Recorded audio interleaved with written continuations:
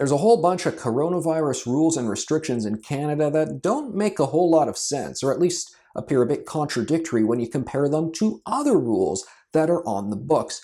I want to focus right now on two particular rules, what they say and what they tell us about what it looks like public health officials are thinking right now as they lobby for more restrictions across Canada. First, let's go to Quebec. So they have identified 3 red zones, red alert in Montreal and Quebec City and a third region. And those tight rules, they involve a whole bunch of things. One of them is that you cannot have other guests in your home at all. Capiche, if you are a couple and you would like to have another individual over for dinner, say, you can't have that person over for dinner at all. It's not like, okay, you gotta have the windows open and have them sit 6 feet apart from you and so forth. Can't have them over. And Francois Legault, he said this at a press conference, if police come and they knock on your door and you refuse to answer, they can actually get a remote warrant to bust into your place to break up your little 3-person cocktail party. I know, it sounds totally bizarre and over the top. That's what he said. So I don't know, the cops just phone in or email or text a judge, and then the judge gives them the thumbs up and they bust in. Really bizarre stuff. But there's a catch. They say you can have babysitters in the house. If there's some sort of plumbing issue, you can have 1 plumber over, but not 2 plumbers, because that's going to cause an outbreak. And here's the interesting part.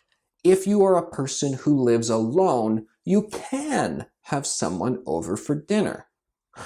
Okay, so I said 2 rules. The other is Toronto Public Health Officer Eileen Davila. She's calling for similar tight restrictions in, well, it's unclear if she wants them just in Toronto or all of Ontario, because she wants Doug Ford to sort of use provincial rules to change all of this, but definitely wants in Toronto, where people are not allowed to leave their homes except for essential reasons. It also includes a ban of people coming into your house, having guests over, but she adds that other caveat, that if you live alone, you can have another person over. Well, what could that possibly mean in all of that? I thought the rules were just nobody over, too dangerous. I think clearly what they're saying is that they do not want people to suffer from prolonged social isolation. So there you go, you can still have a person over to, stop you from getting total cabin fever. Fair enough, I think that's a pretty good point. But what they're actually doing in that moment there is they're making a holistic choice, an acknowledgement that there are bigger picture issues at play here when it comes to beating back the coronavirus. There are other things to consider. They don't want people to suffer from, depression and so forth from being socially isolated. All right, I get that. I support that. What I don't understand is why they're not taking that ball and running with it. A number of their other decisions are going to crush businesses. They're going to lead to other forms of depression, anxiety, deaths of despair, alcoholism, rising suicide rates. We've heard all the stats. Faith leaders have gotten in touch with me to tell me the problems happening in their flocks, awful things that people are enduring right now.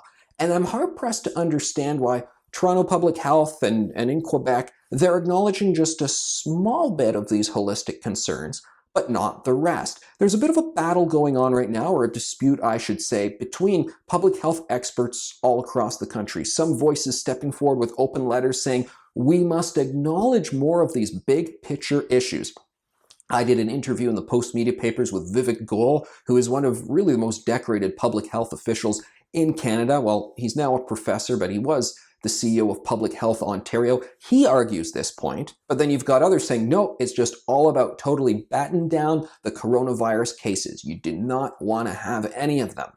What's it going to be? Why is it that our officials acknowledge some of the holistic concerns, but not others? I don't have a perfect answer to all of this. I just think it's a question that we should be attentive to and we should be asking a whole lot more.